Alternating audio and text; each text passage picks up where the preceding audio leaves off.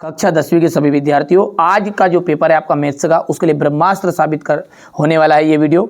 आप तो बिल्कुल निश्चिंत रहिएगा। मैंने आपसे वादा किया है कि अब की बार आपको बिल्कुल टॉपर बनाऊंगा। तो यहाँ पर जो पेपर में क्वेश्चन आने वाले, पूरे क्वेश्चन यहाँ पर मैं ऐड कर रहा हूँ। चलिए शुरू करते हैं। -2 और 5 के शून्यकों वाले बहुपदों की संख्या होगी 3 से अधिक। ठीक है, यदि ऐसी स्थिति रहेगी ना, तो इसका कोई भी हल नहीं होता है। ठीक है, और युग्म पूछ ले आपसे, तो युग्म कैसा होगा, तो संगत होंगे, और कि असंगत होंगे तो संगत होंगे, कि असंगत युग्म होंगे, और रेखाएं जो होगी वो होगी आपकी समांतर। जब व्यक्ति की छाया 20 करनी 3 गुना है, 20 करनी 3 गुना है, तो उस समय उसकी ऊंचाई उसका सूर्य का उन्नयन कोण क्या होगा, 30 डिग्री होगा। ठीक है, और वृत्त का चाप वृत्त की त्रिज्या द्वारा केंद्र पर बने कोण में क्या संबंध है, तो चाप बराबर ही होता है कोण इंटू त्रिज्या, तो सूत्र है। शंकु के तिर्यक का फॉर्मूला कौन सा है आपका, तो ये है आपका शंकु के तिर्यक का फॉर्मूला, ये बा वाला नहीं है ना, ये है, ये एल बराबर ही पे r² + h²। और यदि संभव घटना घटित नहीं हो सकती तो उसकी प्रायिकता होगी असंभव, यानी कि 0। यहाँ से हमारे बच्चे, इंग्लिश मीडियम वाले बच्चे, स्क्रीनशॉट लेंगे, बढ़िया से कंप्लीट करेंगे ना। ये क्वेश्चन नंबर 4 हो गया, ये 5 हो गया, ये 6 हो गया। देते हैं, कोई संख्या p/q है जहाँ p और q परस्पर अभाज्य पूर्णांक है, q ≠ = 0, तो यह संख्या कहलाएगी आपकी परिमेय संख्या।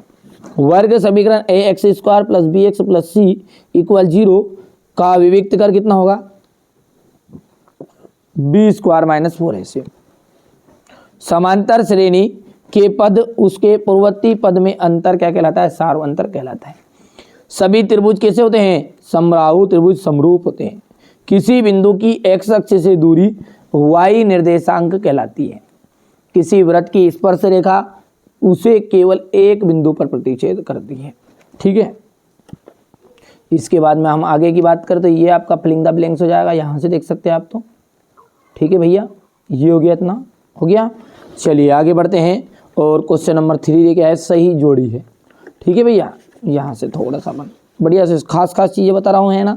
कोई किसी के रियल के बेकाव में मत आओ, किसी के पास भी रियल पेपर नहीं है, सारे चीज़ें फर्जी लोग बता रहे हैं आपको। मैं आपको मोस्ट इंपॉर्टेंट चीज़ बता रहा हूँ। मैंने शुरुआत में कहा है ना, ये एक मॉडल पेपर है। ठीक है भैया, धन पूर्णांक है, धन पूर्णांक का जाएगा प्राकृत संख्या है। विविक्त कर क्या है, ऋणात्मक, विविक्त कर ऋणात्मक है तो अधिकल्पित होंगे। A2 13 है, A4 3 है, तो इसका क्या आ जाएगा, तीसरे का d = -5। sec² - 1, तो ये चौथे का आपका जाएगा tan theta. sin² theta + cos² theta, sin² + cos² theta, तो ये पाँचवें का आ जाएगा आपका यहाँ से 1 + tan² थीटा बटा 1 + cot² थीटा। तो इसका सॉल्यूशन करके मैंने यहाँ पर सामने लिख भी दिया, tan² थीटा आ जाएगा। यहाँ से हमारे इंग्लिश मीडियम वाले बच्चे बढ़िया से कंप्लीट करेंगे। अब है आपका एक वाक्य में उत्तर, यहाँ से देख सकते हैं आप। ठीक है, मैंने पूरा भर दिया है ताकि हमारे बच्चों को कोई कठिनाई ना हो, बस यही हमारा उद्देश्य है ना।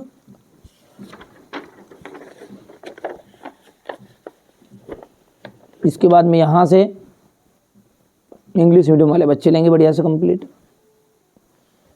सत्य है, देखो, समांतर श्रेणी का किन्हीं भी 2 पदों का अंतर सार्वंतर होगा नहीं। क्यों, क्योंकि कोई भी 2 पद नहीं, अगले पद से एक निश्चित अंतर होगा, है ना। देखो, 4 में से 2 घटाएंगे 2 आएगा, 6 में से 4 घटाओगे 2 आएगा, 8 में से 2 घटाओगे तो 8 में 6 घटाओगे तो 2 आएगा। ठीक है भैया, पर लेकिन यदि मैं कहूँ कि 6 में से 2 घटा दो तो कितना आ जाए, 4, तो ये संभव नहीं है ना। 8 में से यहाँ से 2 घटा दो, कितना बचा, 6 बचा, तो ये संभव नहीं। किन्हीं भी 2 पदों का अंतर नहीं कहलाएगा। हाँ, उसके अगले पद से क्रम बाय क्रम, ठीक है, तो वो कहलाएगा आपका सार्वंतर। ये तो सार्वंतर तो 2 हो गया, लेकिन अपन इनको क्रम बाय क्रम के अनुसार ही लिख सकते हैं। इसलिए ये बोल रहा है कि किन्हीं भी 2 पद नहीं भैया, उसके एक निश्चित क्रम का अंतर कहलाएगा। यदि त्रिभुज की संगत भुजाएं अनुपातिक हो तो त्रिभुज समरूप नहीं होते, असत्य है। यहाँ से अपन इसको बोलेंगे तो ये सत्य हो जाएगा।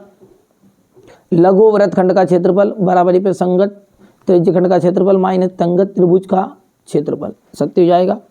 किसी बारंबारता बटन में किसी वर्ग की संचयी बारंबारता उस वर्ग से पहले वाले सभी वर्गों की बारंबारता का योग होती है। सत्य है। एक पासे को फेंकने पर उसके फलक पर 7 आने की प्रायिकता 0 होती है। यहाँ से अपन ये कर सकते हैं कंप्लीट इतना। चलिए इसके बाद में आगे बढ़ते हैं, यहाँ से स्क्रीनशॉट लेते जाइएगा। ये हम बात करें क्वेश्चन नंबर 6 से, तो ये क्वेश्चन नंबर 6 से आप देखिएगा ध्यान से, यही प्रश्न आपके 100% आएंगे, चांस 100% है ना।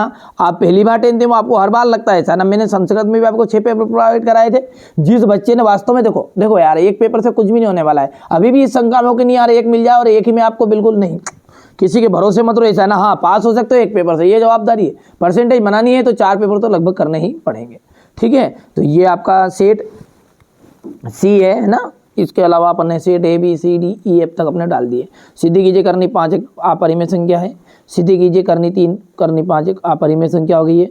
यहाँ से देख लीजिएगा ये शून्य का हो गया, द्विघात बहुपद में शून्यकों का योग गुणनफल हो गया ये, ठीक है भैया।